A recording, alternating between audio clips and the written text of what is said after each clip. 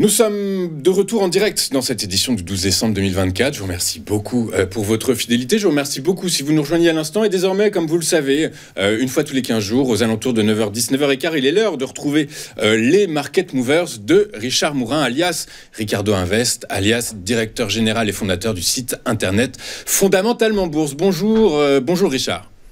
Bonjour Louis-Antoine. Merci beaucoup Richard d'être avec nous ce matin. Je vous remercie d'être avec nous. On va avec vous faire le point sur l'ensemble quasiment des recommandations que vous nous avez faites tout au long de l'année 2024, le top et les flops. Et concrètement, on va voir si vos conseils avisés, si votre grille de lecture et votre analyse tape régulièrement dans le mille. Sans rien dévoiler, j'ai l'impression que oui. On commence avec le titre de Ferrari. Oui, alors Ferrari, ça a été une conviction, une très grosse conviction sur l'année 2024. Ça a été la première émission qu'on avait fait ensemble, Ferrari. Et Ferrari, écoutez, tout simplement, son graphique va parler par lui-même. Hein. Il a progressé toute l'année. On a à peu près là l'évolution de l'année dans le graphique. Et je vous ai mis en pastille le résultat à l'heure actuelle. Hein. Il reste une quinzaine de jours avant la fin de l'année, mais voilà, on est à plus 40% sur l'année. Donc c'est une conviction forte. En même temps, j'ai envie de vous dire, ça fait des années que ça dure comme ça, mais Ferrari continue à progresser. Alors peut-être que l'idée, c'est aussi de donner mon ressenti sur ce qui risque peut-être de se passer sur le début de l'année 2025. Mais Ferrari s'est haussier, Ferrari a des bons résultats, Ferrari continue à délivrer des résultats intéressants. Mais je trouve qu'on commence, la dernière fois qu'on en avait parlé sur votre plateau, j'étais très positif, toujours aussi positif, c'est pas je le suis plus, mais il est peut-être intéressant de constater que le graphique exprime une sorte de latéralisation, avec un point d'entrée dont on avait parlé, 400 €, c'était intéressant, mais on voit que ça a du mal à accélérer. Tout le luxe est en train de monter. Ferrari le fait pas, mais à vrai dire, Ferrari ne suit pas vraiment le luxe. C'est toujours un petit peu le rebelle, toujours en train de monter quand il faut monter, puis ça monte pas spécialement quand il faudrait. Mais peut-être une pause dans le cours de bourse sur quelques semaines, quelques mois, en attendant peut-être de retrouver des catalyseurs pour faire monter le cours un peu plus haut. Mais voilà, donc Ferrari, ça reste une super valeur, avec plus de 40% sur 2024. C'était un de mes top absolus de l'année. Bon voilà, ça a délivré, c'est très sympa. Bon voilà, on est valorisé maintenant. On va attendre qu'il y ait des nouveaux indicateurs. Au catalyseur, effectivement, une pause, une respiration probablement salvatrice. Les investisseurs sur Ferrari, peut-être dans l'attente de connaître un peu plus le programme réel, l'impact du programme économique de Donald Trump, l'impact des mesures des autorités chinoises sur leur demande intérieure. Voilà, autant de catalyseurs qui ont besoin d'être un peu mieux connus pour pouvoir porter notamment le cours de Ferrari. On reste dans le secteur automobile. Alors, on passe du très grand luxe au luxe, mais quand même un peu de luxe. C'est le titre de Porsche. Drôle d'année pour Porsche. Porsche, on avait toujours été assez négatif, vous et moi, sur le sujet. Et j'en avais parlé autour de 80 €. On est actuellement à 60, on voit que ça baisse tout le temps. Et les problèmes ne sont pas résolus chez Porsche. J'ai envie de dire que la raison est structurelle. À partir de ce moment-là, hormis du trading, hormis de la revalorisation du titre, je vois pas grand-chose sur Porsche. Je vois toujours pas grand-chose sur Porsche. Alors, c'est vrai que quand on est à 60 €, on peut descendre à 55, on peut descendre à 50. On n'ira pas, comme je dis souvent, les racines ne descendent pas en enfer. On peut avoir à un moment donné de pause dans cette baisse chez Porsche et peut-être une revalorisation parce que le titre commence à vraiment être pas cher. Mais fondamentalement, Volkswagen est toujours le boulet à la roue de la voiture Porsche. Et c'est ce qui fait qu'elle a du mal à accélérer, très simplement. Et c'est une année très très mauvaise pour Porsche puisque moins 25%, c'est quand même assez clair. On perd un quart de la valorisation du titre.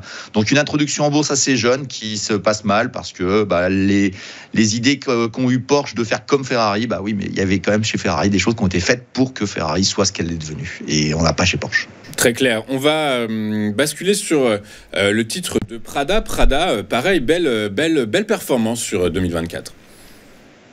Ah oui, j'avais vraiment une grosse conviction sur Prada. Elle est en train de s'exécuter. On est revenu sur les plus hauts, je dirais, sur 12 années.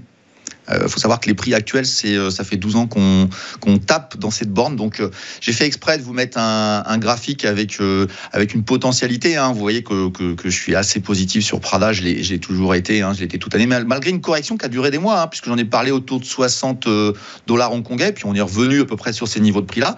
Et quand on s'est retourné vers 45, 47, je vous disais, mais là, c'est des points d'entrée. Et effectivement, ça a bien progressé. Alors, sur l'année, de date à date, du 1er janvier à aujourd'hui, on est à plus 41%. Donc voilà, c'est comme quoi la technique associée à l'analyse fondamentale fait que vous pouvez avoir des performances vraiment très intéressantes sur des dossiers sur lesquels vous êtes convaincu. Pour moi, Prada va peut-être travailler le niveau de prix où elle est actuellement. Je regardais ce matin, elle a encore essayé d'accélérer, mais bon, il y a des vendeurs à ce niveau-là, puisque c'est un niveau technique assez pertinent. Mais pour moi, 2025... Je pense que Prada est capable d'aller nous faire la surprise, d'aller chercher le haut de ce graphe, là, autour de 80 dollars hongkongais. Pour moi, il y a encore du potentiel sur le dossier. C'est un des plus beaux dossiers pour moi actuellement dans le luxe, et il vient de prouver que c'était assez pertinent. C'est clair. De toute façon, quand analyse technique et analyse fondamentale se rencontrent, a priori, c'est censé délivrer de la performance. On va basculer alors sur un titre, sur le titre d'Hugo Boss. Alors Hugo Boss, il n'y a plus rien de boss sur ce titre-là. Hugo Boss, c'est la grande déception. C'est passé par des moments très très difficiles dans le graphique, puisque on a déjà moins 39 sur l'année. Bon, c'est clair, c'était un flop et ça continue d'être un flop. On en a parlé autour des 52 euros, des 21% plus bas. Et la dernière fois qu'on s'est vu, c'était en septembre justement sur votre plateau. Je disais que 35 euros était un niveau absolument stratégique, et on est venu le frotter 2 fois, et 2 fois on a rebondi fort. Est-ce que nous ne serions pas en bas de sa chute, d'une chute assez impressionnante. C'est une des plus grandes chutes de cours de bourse dans le domaine du luxe de 2024. Est-ce que Hugo Boss n'a pas pricé, je dirais, tous les problèmes qu'il a? Alors, est-ce que c'est pour autant qu'on peut remonter? Ça me paraît assez compliqué pour Hugo Boss, mais on voit que le couloir qu'on avait inscrit il y a déjà maintenant plusieurs mois est toujours pertinent. On est proche de lui, et là il faut des news positives. Je pense pas qu'on les ait, donc rester dans cette borne 35-45 euros encore longtemps avant d'avoir des news qui soient vraiment pertinentes et percutantes. Je pense que Boss restera là. C'est pas un favori pour moi pour le futur, mais bon, en tout cas, ce qui est sûr, c'est que c'était un flop 2024, et là, il nous l'a bien fait voir, et je change pas trop d'avis sur le sujet. Quand on voit les projections financières pour le titre du Hugo Boss, on ne voit pas d'amélioration notable. Du coup, par la force des choses, on ne voit pas réellement comment est-ce que ça pourrait... c'est pas cher. Ouais, c'est pas cher, mais si ça devient encore moins cher, est-ce que ça, on est ça a du sens, quoi. Alors là, on va basculer sur votre petite pépite, ce que vous nous avez glissé, susurré à l'oreille, et de très bonne aloi, c'est le titre de Pandora. Alors là, bravo et merci Richard. Pandora, c'est... vous m'avez vu être fan, je vous ai vu un peu douteux, mais c'est normal, c'est un dossier qui est peu connu, c'est un dossier danois. Pandora, c'est peut-être le numéro 1 mondial en bijouterie, avec ces fameuses petites breloques qu'on appelle des charmes. Et je vous ai dit, la première fois que je suis intervenu dessus, on était autour de 1000 couronnes danoises, et je vous disais, ça risque d'osciller pendant plusieurs mois entre 1000 et 1200. Alors franchement, à un moment donné, on dit des choses, mais on n'est jamais vraiment sûr. Voilà. Là, ça a été exactement le scénario qui s'est passé. Et tout simplement, alors je préviens quand même les gens, moi je suis investi dessus, évidemment, personnellement. Donc par rapport à l'AMF, je suis investi. Mais voilà, c'était vraiment ma conviction, c'était mon chouchou. Et aujourd'hui, on est au plus haut historique. On vient de casser la fameuse résistance autour des 1200 couronnes. Le dossier est ultra bullish. On a des révisions à la hausse des chiffres de Pandora. La croissance à venir est encore là. Pandora, c'est magnifique. C'est le dossier de l'année, à mon goût, sur la partie luxe. C'est le seul dossier qui a son plus haut historique. Et on finira peut-être encore plus haut que ce qu'on est. Alors attention, peut-être que vers 1400, les arbres ne montent pas au ciel non plus, qu'on soit très clair. Mais une superbe dynamique à tous les niveaux sur ce dossier-là. Pour moi, c'est le dossier. C'était le dossier.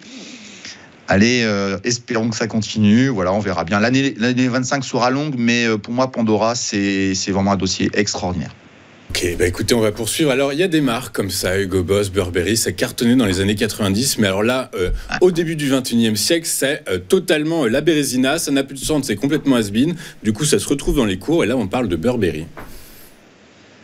Alors Burberry, c'était un effondrement, c'était simplement un effondrement total. Et puis on a un nouveau président directeur général qui a été mis en place, un certain monsieur Schulman, qui a bossé pas mal chez Yves Saint Laurent, chez Gucci, enfin bref, certaines marques. Et Burberry s'est effondré, a divisé par 5 ou 6 et vient de faire un rebond technique assez important depuis la rentrée, on va dire. Donc à vrai dire, j'étais très négatif. Je vais vous le dire, hein, je le reste encore court terme, je le reste encore assez. Je suis pas convaincu que le dossier remonte, mais il y a 2 phénomènes qui se sont additionnés. C'est un plan de redressement qui a été lancé par ce nouveau PDG qui a fait que les chiffres sont moins mauvais que prévu. Je dis bien moins mauvais que prévu, avec une stratégie qui plaît, un recentrage, revenir sur les fondamentaux de l'entreprise et c'est son histoire. Et finalement, moi je pense qu'il a raison en soi-même. Et puis il y a un deuxième phénomène qui s'est passé sur le dossier, c'est une news, une rumeur insistante début novembre qui dirait que Moncler serait acheteur de Burberry. Alors, sincèrement, entre nous, j'y crois pas du tout. Je pense que Moncler est plutôt vendeur vers LVMH qu'autre chose. Donc, il y a des mouvements qui risquent de se passer autour de 2025 sur 2 dossiers. C'est Moncler et Burberry. Comme par hasard, des news, des rumeurs sortent sur une potentielle OPA de Moncler. Moi, je pense qu'il y a LVMH qui est derrière et intéressé. Je suis pas convaincu que ça se passe, mais on peut avoir un marché qui achète ce dossier-là de manière spéculative et c'est pas pour ça que fondamentalement je suis convaincu que ça aille mieux. Alors c'est pas pour ça que Burberry s'effondrera, ça peut redresser, mais pour moi il est beaucoup trop tôt pour se faire un avis sur Burberry, même si le nouveau PDG a l'air de faire des choses très intéressantes.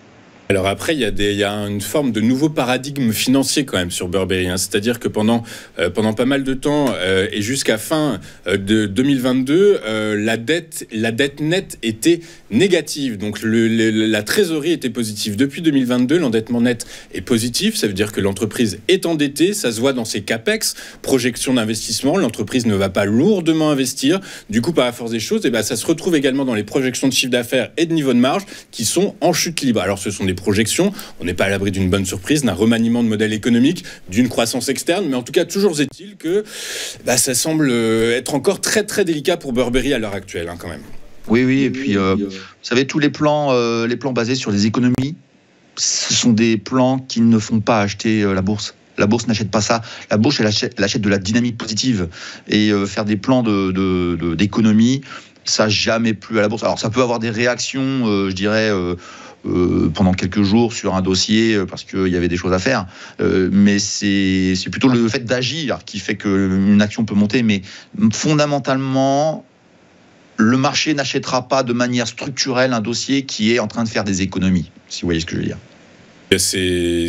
L'avenir pourrait être radieux, mais dans un avant, regardons quel est l'impact de ces économies et si ça met pas à terre un modèle économique. On va basculer sur le marché français maintenant cette fois-ci avec le titre d'Essilor-Luxottica. Alors Essilor-Luxottica, on est habitué en dehors des remous opérationnels, on est habitué à ce que ça délivre quand même pas mal de performances. Ça a été le cas en 2024.